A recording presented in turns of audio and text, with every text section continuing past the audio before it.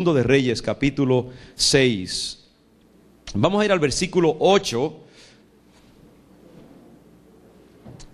Capítulo 6, Reyes, segundo de Reyes, versículo 8. No sé si voy a leer todo el pasaje, pero por lo menos unos versículos. Hoy quiero continuar con el tema que iniciamos hace unas semanas atrás. Este va a ser el tercer sermón que está relacionado con esta época. El ministerio de Eliseo, de Elías, guerra espiritual, armas que usamos para la guerra espiritual. Todas estas cosas están aquí involucradas. Dice en el versículo 8, segundo de Reyes: tenía el rey de Siria guerra contra Israel, y consultando con sus siervos, dijo: en tal y tal lugar estará mi campamento. Y el varón de Dios, es decir, Eliseo, el profeta, y el varón de Dios envió a decir al rey de Israel: mira que no pases por tal lugar, donde iba a estar el rey de Siria en emboscada, ¿no? Mira que no pases por tal lugar, porque los sirios van allí. Entonces el rey de Israel envió a aquel lugar que el varón de Dios había dicho, y así lo hizo una y otra vez, con el fin de cuidarse. Eliseo siempre lo estuvo advirtiendo: allí van a estar, te van a tender una emboscada, evita esos lugares. Y así lo hizo el rey. Y el corazón del rey de Siria, el enemigo, se turbó por esto, y llamando a sus siervos les dijo: ¿no me declararéis vosotros quién de los nuestros es del rey de Israel? En otra palabra, pensaba que había un espía entre ellos. Entonces uno de los siervos dijo: no, rey, señor mío, sino que el profeta Eliseo está en Israel, el cual declara al rey de Israel las palabras que tú hablas en tu cámara más secreta. Y él dijo: id y mirad dónde está, para que yo envíe a prenderlo. Y le fue dicho: he aquí que él está en Dotán, una ciudad. Y entonces envió el rey allá gente de a caballo y carros y un gran ejército, los cuales vinieron de noche y sitiaron la ciudad. Y se levantó de mañana y salió el que servía al varón de Dios, es decir, el siervo de Eliseo se levantó por la mañana, y he aquí el ejército que tenía sitiada la ciudad, rodeada la ciudad, con gente de a caballo y carros. Entonces su criado le dijo: señor mío, ¿qué haremos? Él le dijo: no tengas miedo, porque más son los que están con nosotros que los que están con ellos. Amén. Y oró Eliseo y dijo: te ruego, oh Jehová, que abra sus ojos, los ojos de su criado, para que vea. Entonces Jehová abrió los ojos del criado y miró, y he aquí que el monte estaba lleno de gente de a caballo y de carros de fuego alrededor de Eliseo. Y luego que los sirios descendieron a él, oró Eliseo a Jehová y dijo: te ruego que hieras con ceguera a esta gente. Y los hirió con ceguera conforme a la petición de Eliseo. Después les dijo Eliseo a los sirios: no es este el lugar, no es este el camino, ni esta es la ciudad. Seguidme y yo os guiaré al hombre que buscáis. Y los guió a Samaria, era la capital del reino israelita. Y cuando llegaron a Samaria, dijo Eliseo: Jehová, abre los ojos de estos para que vean. Y Jehová abrió sus ojos y miraron, y se hallaban en medio de Samaria, en el campo del rey de Israel. Y cuando el rey de Israel los hubo visto, dijo Eliseo: ¿los mataré, padre mío? Él le respondió: no los mates. ¿Matarías tú a los que tomaste cautivos con tu espada y con tu arco? Pon delante de ellos pan y agua, para que coman y beban, y vuelvan a sus señores. Entonces se les preparó una gran comida, y cuando habían comido y bebido, los envió, y ellos se volvieron a su señor, y nunca más vinieron bandas armadas de Siria a la tierra de Israel. Señor, bendiga su palabra. Padre, encomendamos este mensaje a ti, Señor, y pedimos que tú nos llenes de tu sabiduría para exponer solamente aquello que tú quieras que reciba tu pueblo en esta mañana, en la manera en que tú quieres que se haga. También recordamos, Señor, a nuestra hermana Isabel, que está enferma ahora mismo, Padre, y pedimos que tú seas con ella, con su esposo, al camino al hospital. Cúbrela, guárdala. Declaramos, Señor, tu poder fortalecedor sobre ella. Restáurala completamente, Padre. Inclusive cuando llegue al hospital, todo ya esté resuelto. Para gloria de tu nombre. En el nombre de Jesús lo declaramos, Señor. Amén y amén. Quiero que este mensaje sea como una especie de contrapeso y balance al mensaje que prediqué el domingo pasado. Porque yo creo que necesitamos actitudes balanceadas. El reino de Dios es balanceado. Yo decía el domingo pasado que el escritor de Eclesiastés dice que hay tiempo para todo. Tiempo para destruir y tiempo para crear. Tiempo para derribar muros, dice, y tiempo para edificar muros. Tiempo para callar y tiempo para hablar. Dice inclusive hasta tiempo para matar, dice. Y tiempo para sanar también. Todo tiene su tiempo y lo que nosotros necesitamos es el discernimiento de Dios para saber qué tiempo es en cualquier situación de la vida. Habrá tiempos para usted callar, cuando alguien está hablando tonterías o hablándole mal a usted, para usted caminar y seguir y no responderle al necio y no sentirse que su valentía está siendo en alguna manera disminuida porque usted escogió el camino de la paz. Habrá otros tiempos para confrontar. Habrá tiempos, yo creo que la guerra es necesaria, yo creo que los ejércitos son necesarios. Yo no soy pacifista. Yo le doy gracias, Señor, si estoy corriendo de un grupo de gente que me quiere matar en un callejón y viene un policía bien armado y saca su revólver, yo le digo, amén, adelante, Señor. ¿Sí o no? Yo quisiera que mucha gente que son pacifistas se encontraran en una situación así para que usted vea como que se le olvida de momento todos los principios del pacifismo.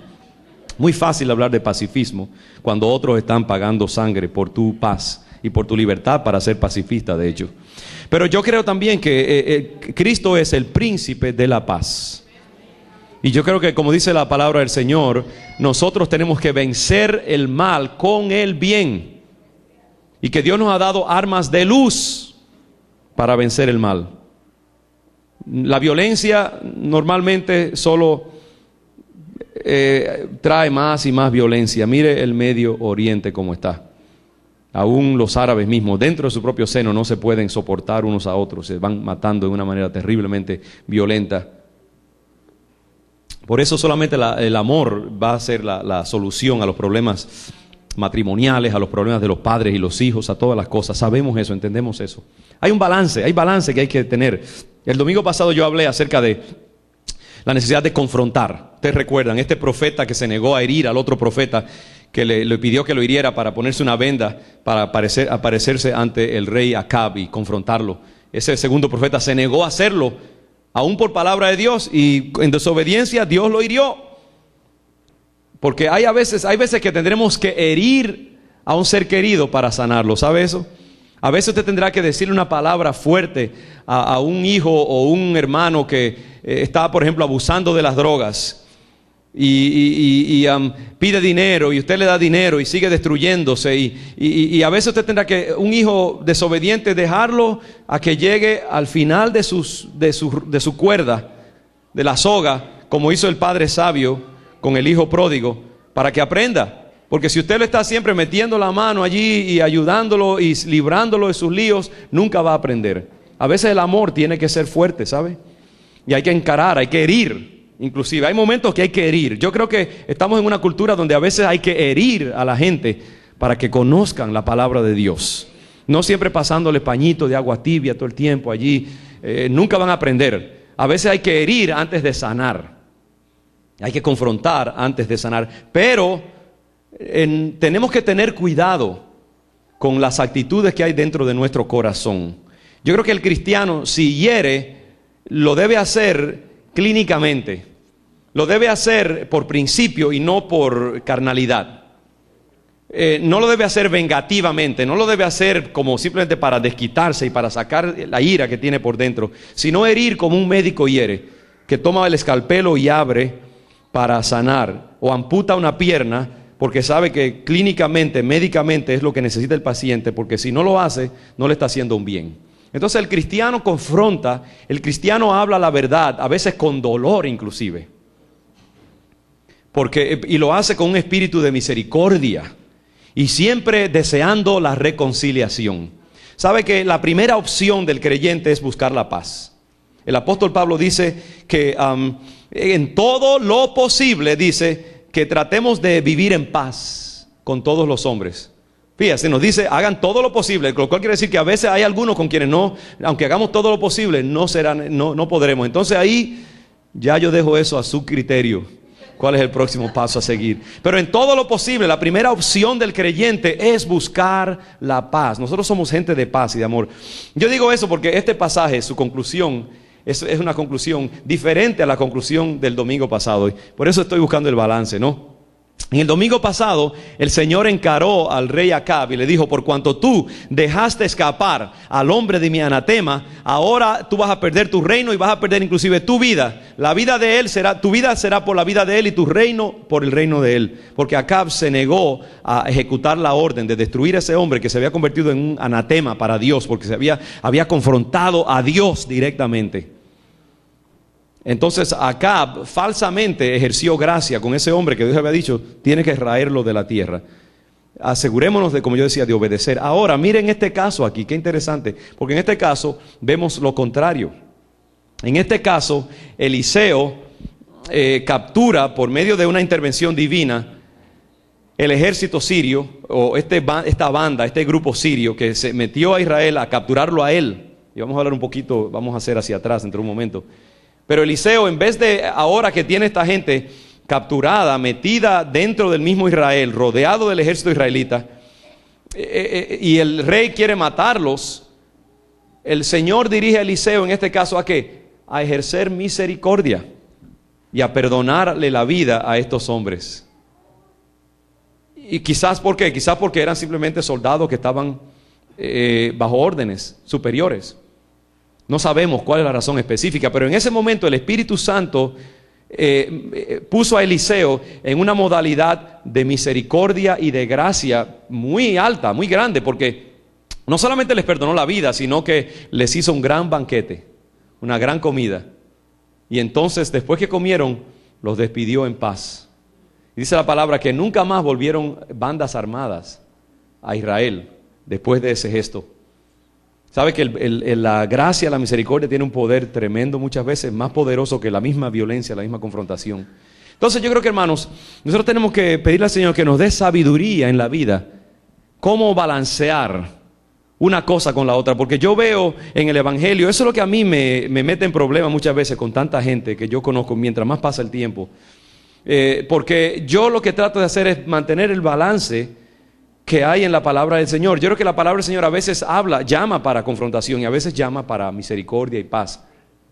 Y entonces tenemos que hablar las dos cosas. Tenemos que pedirle al Señor una personalidad espiritual balanceada en la vida. Y tenemos que pedirle al Señor como iglesia también, como congregación, ser una iglesia balanceada. Y tenemos que pedirle al Señor también que se levante una iglesia con I mayúscula, universal, balanceada. Que sepa mezclar la verdad de Dios con la gracia del Señor, la justicia de Dios con la misericordia de Dios. Porque Dios es así, Dios es amor y también es fuego consumidor. Dios es confrontador, pero también es nutridor y amante. Dios es hombre y mujer a la misma vez, por así decirlo. No es ninguna de las dos cosas, pero la mujer ama, la mujer se pone a tono con el dolor, la mujer siente lo que el otro está sintiendo y tiende a ser más misericordiosa y más perdonadora. El hombre es más legalista, más digamos, judicial en su forma de ver las cosas, porque Dios lo ha hecho así, le ha dado una cablería diferente. Y Dios en su personalidad mezcla las dos cosas, mezcla la justicia y mezcla el amor, mezcla la claridad y mezcla también el abrazo. Las dos cosas están, y nosotros debemos imitar a Dios en esa misma actitud.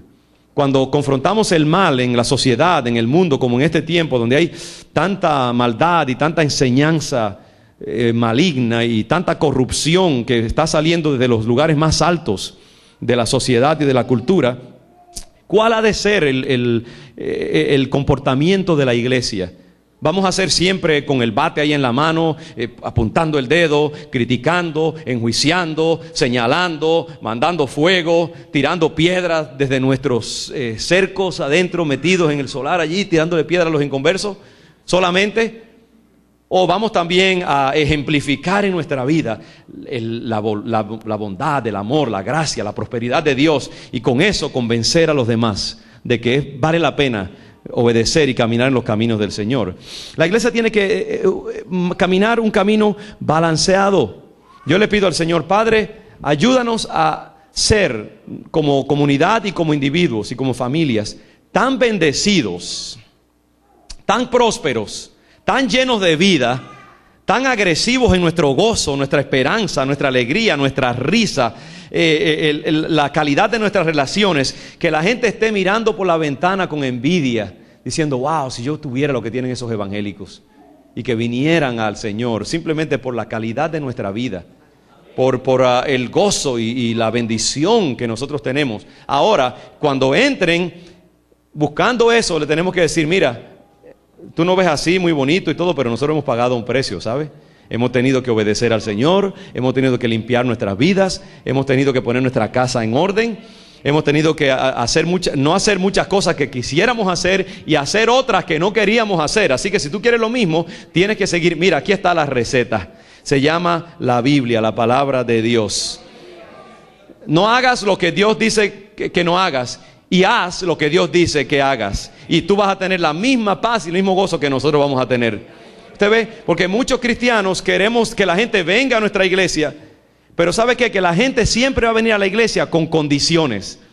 Te van a decir, nosotros vamos a estar en tu iglesia si tú haces esto y lo otro para nosotros, o si no nos dices esto y lo otro. ¿Cuál va a ser el comportamiento de la iglesia en ese caso? No podemos, porque ¿qué médico es aquel que viene el enfermo a su consultorio y solamente le dice al enfermo lo que él quiere oír y no le da la medicina correcta? Un mal médico. Entonces nosotros tenemos que pedirle al Señor ese balance entre las dos cosas. Yo veo aquí que Eliseo en este caso usó de misericordia con el enemigo.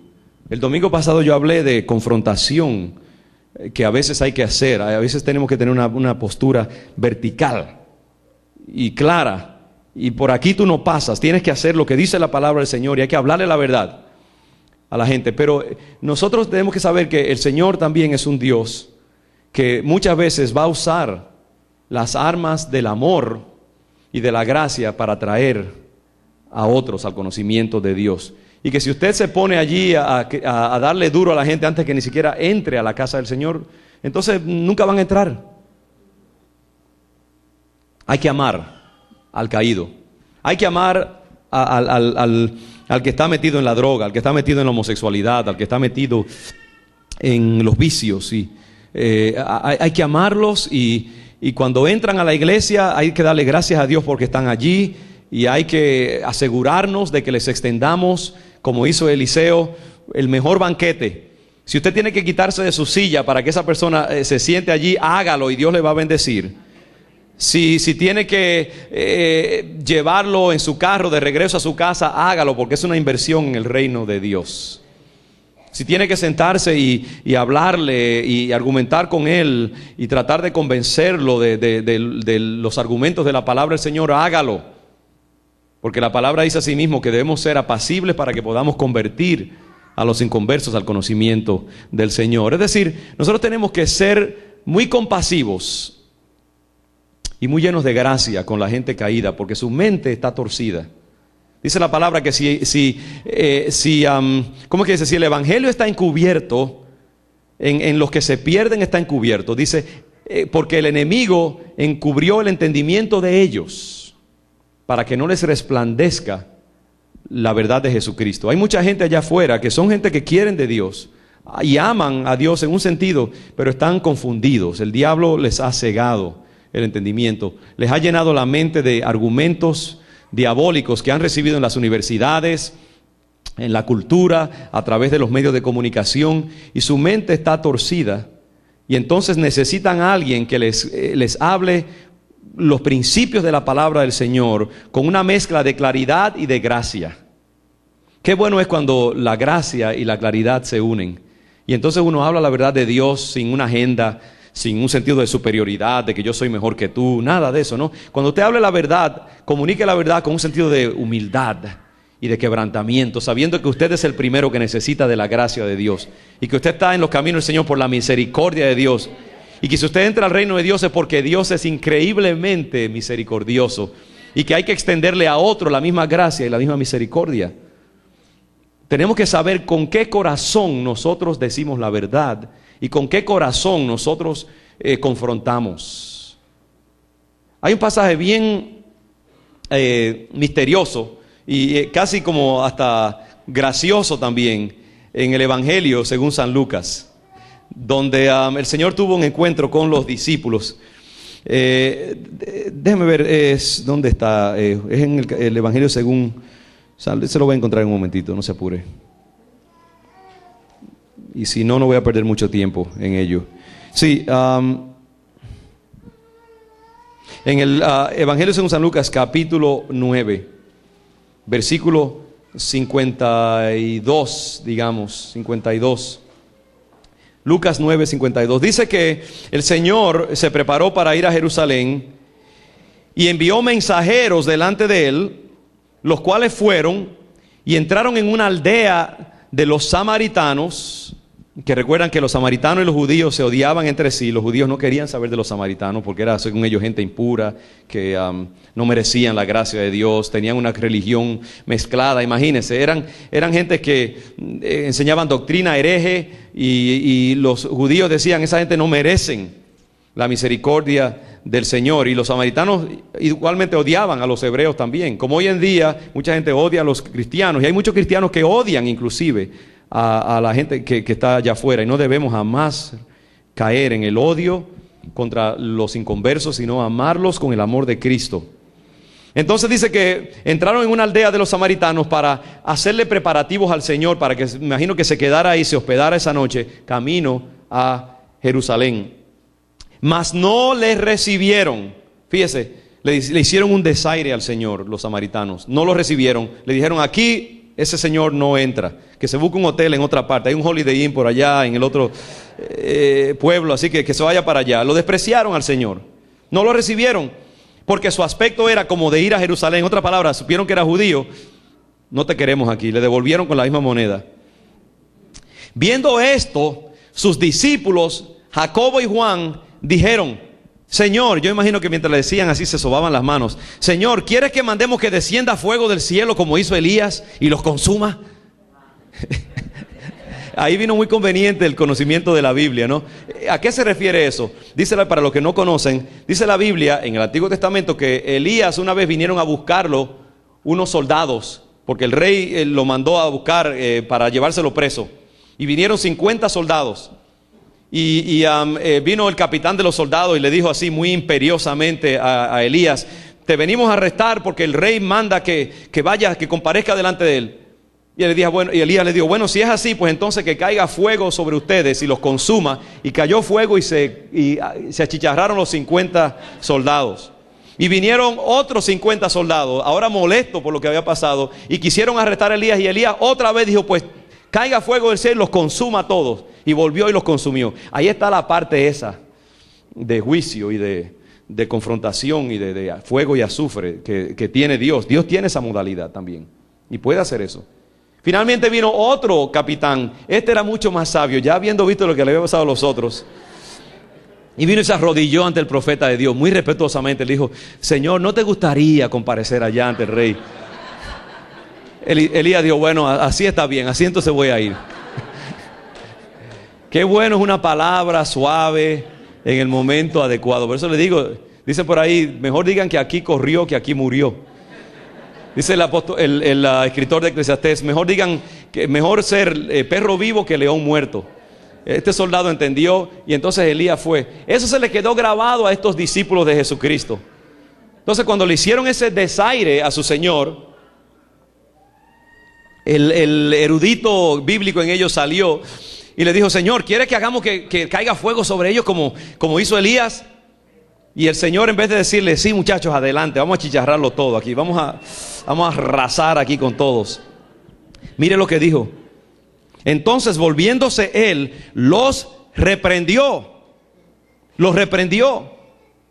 diciendo, vosotros no sabéis de qué espíritu sois, porque el Hijo del Hombre no ha venido para perder las almas de los hombres, sino ¿para qué? Para salvarlas.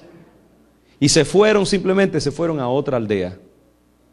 Ve, ¿qué fue lo que pasó aquí? Que el Señor discernió que en el corazón de estos discípulos lo que había en ese momento era carnalidad, deseo de venganza, subestima de la vida de esos samaritanos a quien ellos despreciaban. Era pura carnalidad, pura enemistad étnica, puro fariseísmo, pura falta de entendimiento, de no entender que estos samaritanos simplemente estaban heridos, se sentían despreciados, no habían sido comprendidos por esos hebreos que deberían saber mejor porque tenían la palabra de Dios a su disposición y que estaban reaccionando de su herida, de su dolor. Entonces el Señor quiso darles una oportunidad. Dijo, yo no, está bien, me voy a otro lugar. Y por eso dijo, no se atrevan. ¿Por qué? Porque el Señor Jesucristo les había dado a los discípulos poder, les había dado autoridad, pero no para usar esa autoridad en una forma carnal. Usted ve, Dios nos ha dado autoridad profética, hermanos. Y yo creo que en los últimos tiempos Dios le va a dar a la iglesia más y más autoridad profética para cerrar y para abrir, para derribar y para edificar, como le dijo a Jeremías.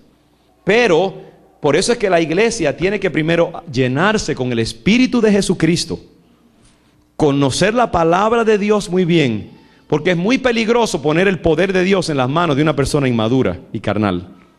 Porque entonces, por eso Dios no le da, yo creo, a muchos su poder y su gracia, porque no lo podemos manejar como Dios quiere.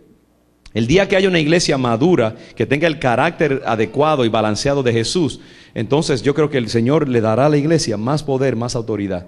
Porque entonces la iglesia sabrá cómo manejar el poder de Dios en una forma balanceada y precisa, una intervención adecuada.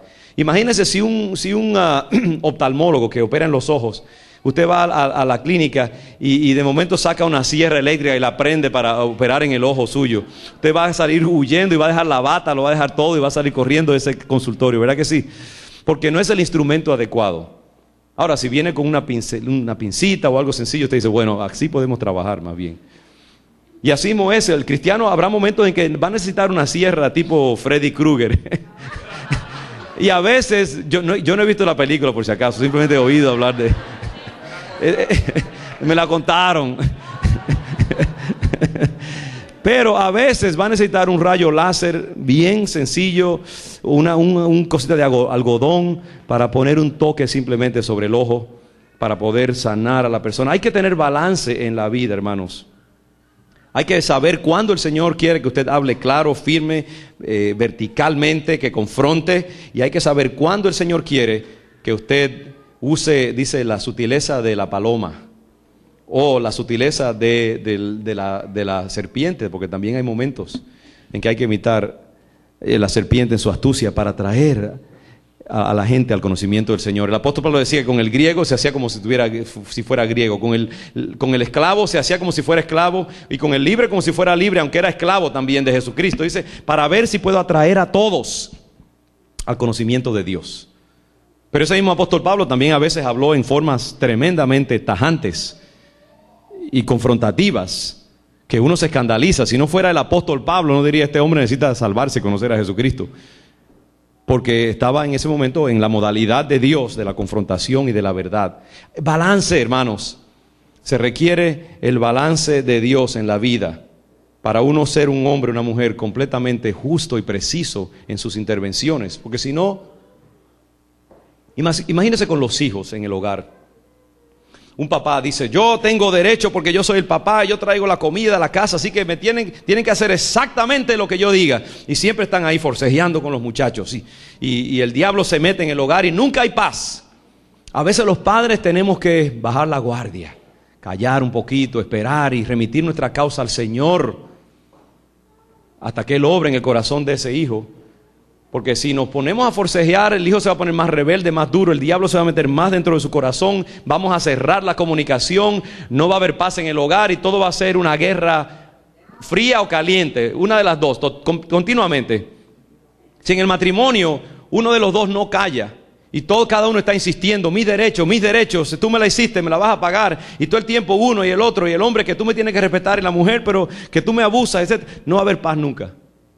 Tiene que haber, en algún momento el hombre va a tener que ceder, en algunos momentos la mujer va a tener que ceder. En algún momento te va a tener que esperar a que él coma antes de decirle las cosas, porque cuando está sin comer se pone como un monstruo.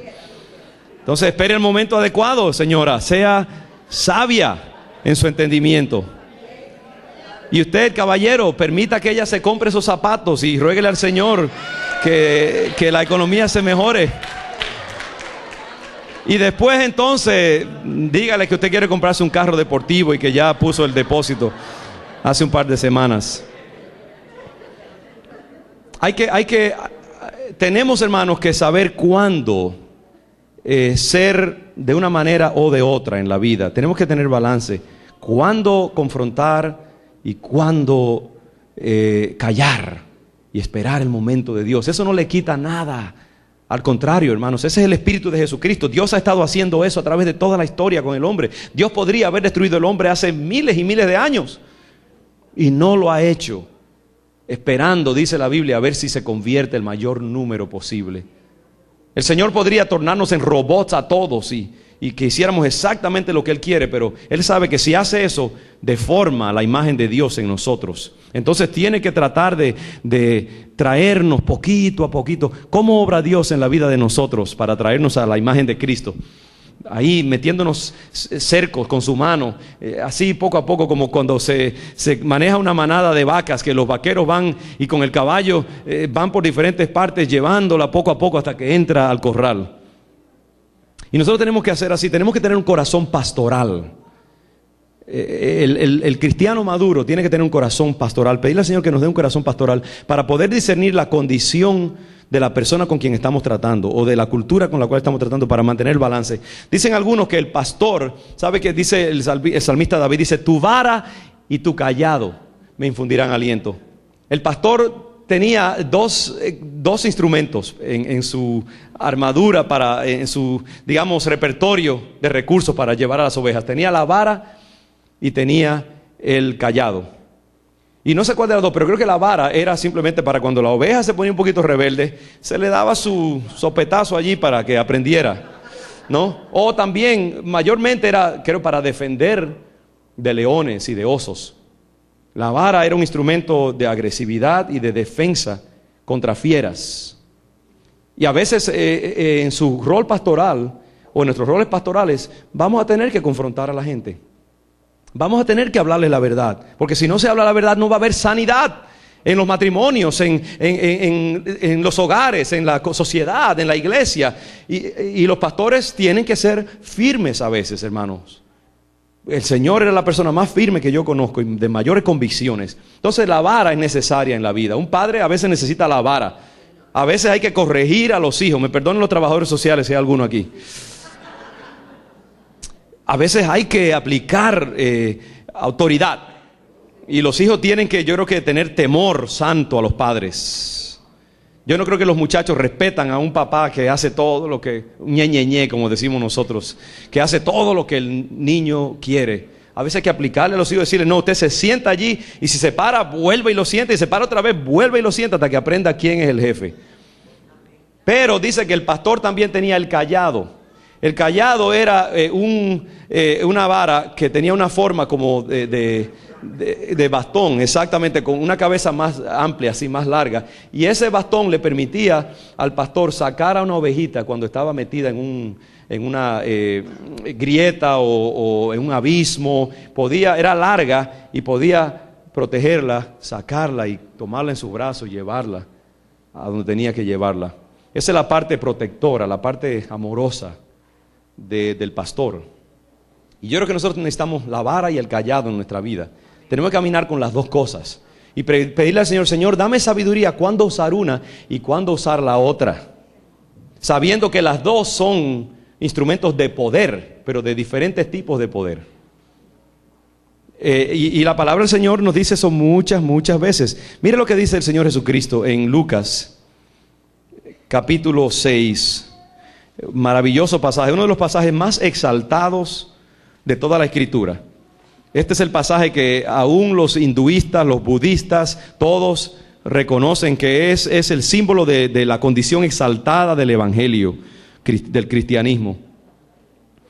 6:27, Lucas 6:27 dice: pero a vosotros los que oís os digo, amad a vuestros enemigos, haced bien a los que os aborrecen. Es que duro es eso, hermano. Yo mismo que lo predico necesito aplicarme eso y aprender cómo se hace eso, decirle la verdad.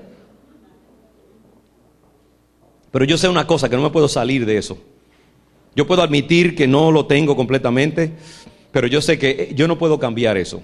Esa es la meta a la cual me llama la palabra de Dios. Mientras yo viva, yo tengo que reconocer la legitimidad de eso y pedirle al Señor, dame gracia para llegar a Él. Y perdóname porque no estoy llegando a Él. Pero no voy a cambiarlo, el llamado sublime de Jesús es a amar a nuestros enemigos y hacer bien a los que nos aborrecen. Dice, bendecid a los que os maldicen y orad por los que os calumnian. Al que te hiera en una mejilla, preséntale también la otra. Qué difícil es eso. Uf. Yo quisiera pasar por ahí a 100 millas por hora. Y al que te quite la capa, ni aun la túnica le niegues. A cualquiera que te pida, dale. Y al que tome lo que es tuyo, no pida que te lo devuelva. Y como queréis que hagan los hombres con vosotros, así también haced vosotros con ellos. Cuando tú estás en el error y estás confundido y estás empecinado en algo que es erróneo, ¿no te gustaría que viniera alguien paciente contigo y te iluminara con paciencia, con amor, con misericordia, con tolerancia, y se sentara contigo y te enseñara la verdad? ¿No te gustaría eso? Y te guiara pacientemente hacia la verdad. Yo creo que eso es lo que yo quisiera que hicieran conmigo. Entonces el Señor dice, como tú quieres que hagan contigo, así haz con los demás también. Nosotros tenemos que tomar tiempo y ser pacientes con los que están confundidos por el diablo, los que están empecinados en el mal. Tenemos que pedirle al Señor, Padre, ponme mucho betún sobre la piel para que me resbalen los insultos y las cosas, y que yo pueda amar a mis enemigos y ser paciente con ellos, aún mientras les hablo tu verdad y les resisto en lo que ellos quieren hacer para destruirse a sí mismos y destruir a otros. Porque si amáis a los que os aman, ¿qué mérito tenéis? Porque también los pecadores aman a los que los aman. Y si hacéis bien a los que os hacen bien, ¿qué mérito tenéis? Porque también los pecadores hacen lo mismo.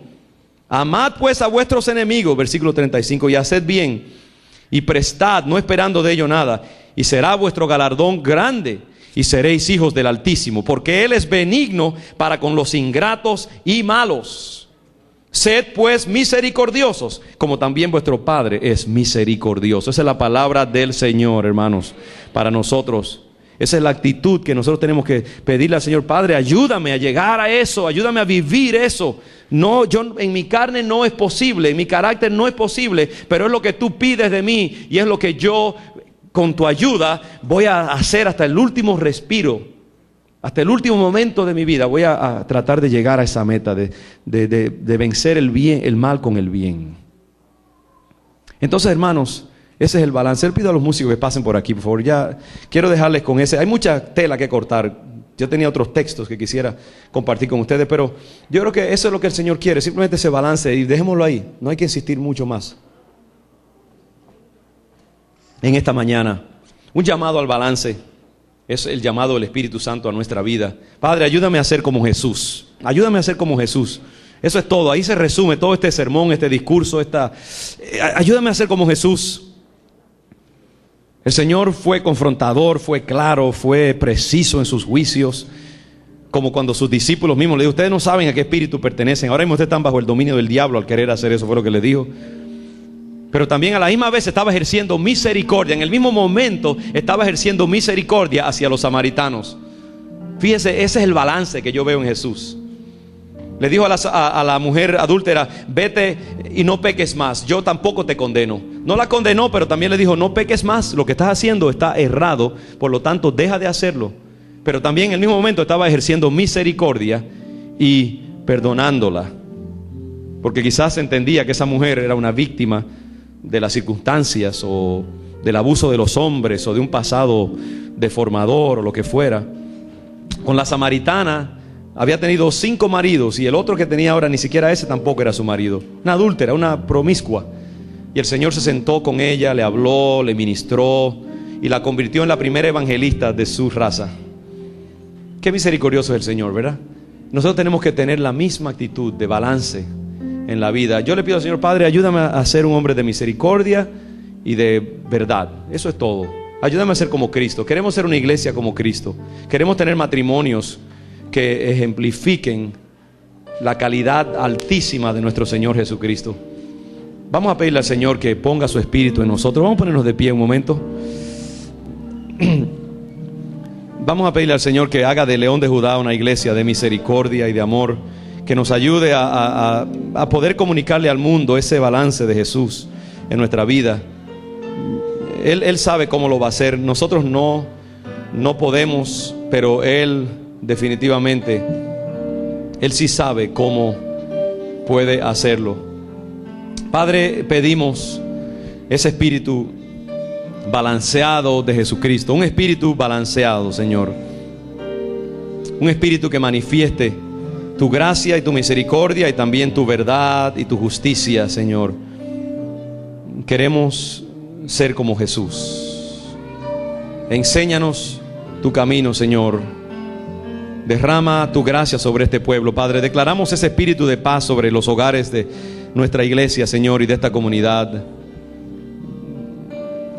Declaramos, Señor, la actitud de misericordia y de amor y de paciencia y de perdón que tú has tenido con nosotros para con los inconversos y los necesitados en esta mañana, Padre. Ven, Señor Jesús. Gracias por tu palabra que nos confronta, Señor. Gracias por tu palabra que nos llama, oh Dios, a una actitud balanceada como la de nuestro Señor Jesucristo. Te adoramos, Señor. Te bendecimos en esta mañana, Padre. Gracias, Jesús. Gracias, Señor.